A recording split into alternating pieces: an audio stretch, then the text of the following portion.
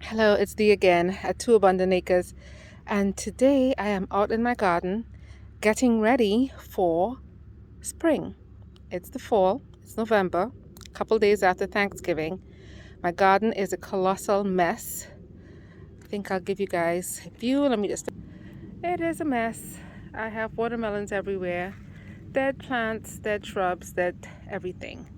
I just did not have the time. I have had very trying last few months, so I'll just leave it that way.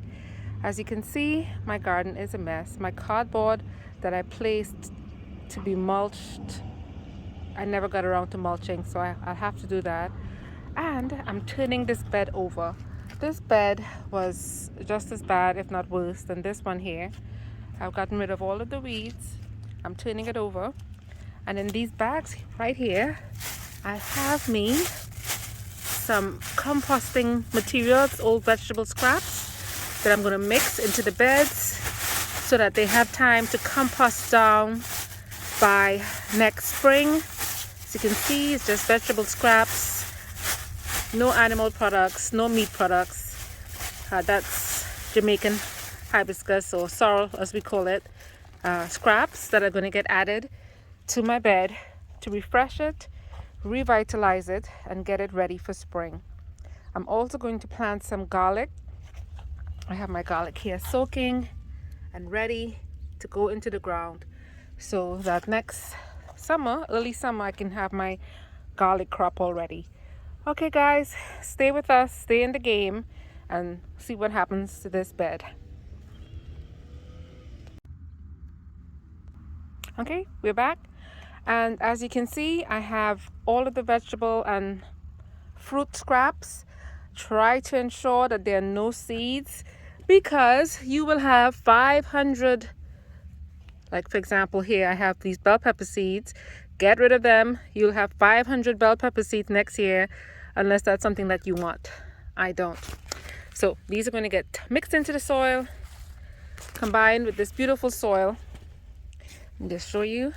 I'm going to bury it deep enough, and then I'm going to put another layer of soil on top to ensure that everything is buried, just to enrich my soil to, as you can see, the original line where the soil was, it used to be up to here.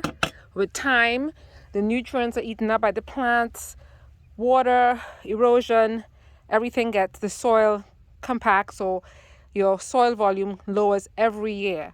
So every spring or fall, I try to top up my beds, and adding composting scraps from your kitchen is a cheap way and an easy way to enrich your beds, raise the level, and start the fertilization process for your next garden. So I'm going to mix this in, and then I'll show you the finished product. Okay guys, here's my bed, a few inches higher, no weeds, no stinky, rotten, not sweet watermelon. Got rid of that. There he is. He'll get chopped up and composted without the seeds. And now we're ready to plant. I'm planting garlic this year. A couple of varieties, can't remember their names right now. Some were gifted to me, some was from my previous crop. And I'm going to put them into the soil. I have not fertilized the soil. Garlic is a heavy feeder. It loves lots of organic nutrients. It loves it needs to eat to grow those huge bulbs that we love. So what I'll do is I'll plant the garlic today, and then later in the season I will fertilize the bed. There is some residual nutrients in the soil, because the soil, as you can see, it's rich soil. It has humus, it's dense, it's moist, it's just wonderful soil. Let me show you. Nice and loamy, like they tell you soil should be. And then I have the food scraps that I included that will break down over time, not so much in the cooler months, but as spring comes, its breakdown will be accelerated, and feed the garlic. And I will give the garlic some organic fertilizer in the spring, because I won't get a crop for 9 months. And this is now November, December, January, February, March, April, May, June, July, August. So I won't harvest my garlic until July or August. Garlic takes about 9 months to be harvested. Should have planted it in a bit earlier in the fall, but that didn't happen. The next thing I'll be doing, that I'll come and show you guys in another video, is planting onions from seed. Now that is not typical in Texas. Normally we plant our onion from onion starts that we buy at the store or online, but I'm going to try something different because I had a few seeds in a pot and they were trying to bulb. So I will give that a shot, keep you guys posted, and I'll show you my garlic planting technique. Here is I don't know if you can see it. No, you can't. Here is a red variety. As you can see, if you look closely, this is where your garlic will root. And this will become your garlic shoot. Now sometimes in this time of year the shoots don't come up until like February, March, sometimes January, but this is how you plant your garlic. So here's my soil. I'm planting my garlic on the edge of my beds because I want to plant stuff like Brussels sprouts, cruciferous stuff in the middle. And the garlic, the smell of the garlic's supposed to deter pests when the pests surface in the warmer months. So that was one. Here's another one. Root. I don't know if that's clear. My camera's out of focus. There we go. Root, shoot. So I plant them 4 to 6 inches apart. My first one was here. So my second one is going to go here. And there you go. A few weeks, there'll be some sprouts. That's some old collards that I'm composting. All right, guys, so I'll continue to do this, and I will include a video of my last harvest, my last garlic harvest, at the end of this video. So thank you for tuning in, and see you guys soon. Mission accomplished. Garden bed sorted. Garlic planted. And next, fertilizing and mulching. Now the final part not quite the final part, but one of the final steps in gardening is cleaning your equipment. There are my gloves, shoes, cleaning your equipment after use. If you leave dirt hanging around on your equipment, one, it's going to be harder to clean. Two, they rust. And then you have to get yourself new equipment or oil and remove the rust. And generally it's just a good practice. After you garden, clean up, remove all those pests. So sometimes there's funguses and all different things on your gloves. Clean them right away, set them out to dry, and they're ready for your next gardening session. Okay guys, now for the final step. Today I planted garlic. I cleaned my garden beds up in preparation for spring planting, which sometimes begins in the winter in my case. And I'm going to show you my final step. My final step today in everything that I planted, to journal. Now, do you have to journal? No, it's a personal thing.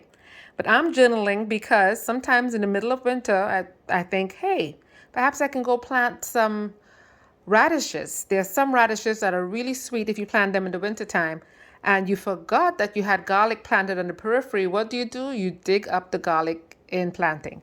So as you can see in my little planner here, I've outlaid my beds. This is my house. It's a step. So I know that it's the first 2 beds. I planted garlic. And I documented when I'm expecting the harvest as a reminder. Sometimes you plant stuff and you forgot when you planted it, and you wonder, not everything is crystal clear when it's ripe or when it's ready to be harvested.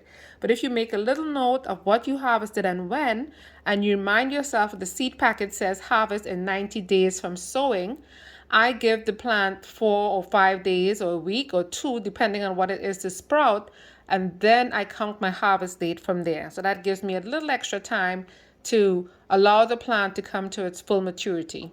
So here's my reminder. Here's my little grid of the location and the layout of my garden. I have way more beds, but I'll add the beds as I plant in them. So there's my reminder where my garlic is, when I planted it, and when the harvest is due. And I also have this reminder here reminding me under individual plant info when it was planted. And I did say earlier in the video that I will fertilize it with organic fertilizer. I don't fertilize a lot of things in the winter time, but garlic, it's one thing that does need to be fertilized because it's a heavy feeder. My soil was not prepared in late summer, or early fall, like a lot of people do. So my soil might be slightly depleted, even though I added organic matter, because it will take the organic matter a few months to break down before the plants can utilize it. So this is what I planted, garlic from my friend. She gave me 2 bulbs, and I planted a couple of my own bulbs that I had grown last year as well. So I have some of my own garlic seed, and this is my reminder of what to do. Now, do you have to go to the expense of this? This was a treat to myself. I don't. Any common journal or notebook from the dollar store or any big box store will do the trick. You can draw in your own lines, you can make your own notes, and what you can do is you can go online and take a look at what your typical journal looks like and what different headers and topics that you can find in those, purchase records and stuff like that, and you can make your own journal. You don't necessarily have to purchase a journal. But because I have a purchased one, I am documenting what I planted, where I planted it, and when I should expect my harvest as a reminder. All right, guys, so happy planting. Leave your comments below as to what you do, how you journal what you planted.